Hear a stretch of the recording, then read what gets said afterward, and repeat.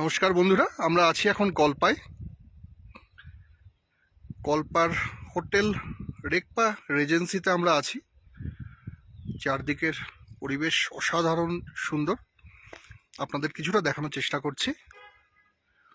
ওই দূরে দেখতে পাচ্ছেন বরফাবৃত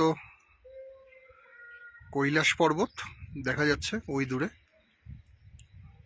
অসম্ভব সুন্দর, অসম্ভব সুন্দর। ভোলে বাবার আশ্রয় স্থান হিসাবে আমরা যাকে চিনি। চারদিকের পরিবেশ অসম্ভব সুন্দর। এগুলো আপেল গাছ।